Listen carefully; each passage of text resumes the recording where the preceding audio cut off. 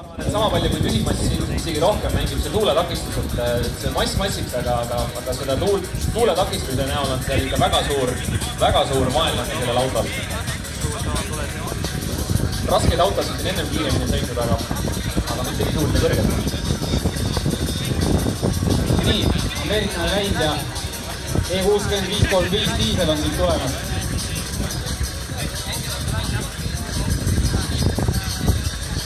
Viimastel aegadel aastatel on need autod ikka kuidagi kibekiired olnud, eriti diislite kohta, et tegemist siis iga kuus 300 diisliga, meil on 2 turbot.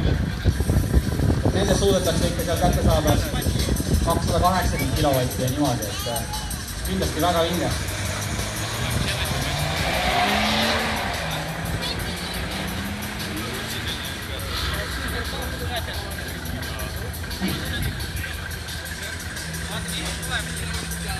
Nii, viimane tulemus oli vist Corvette'i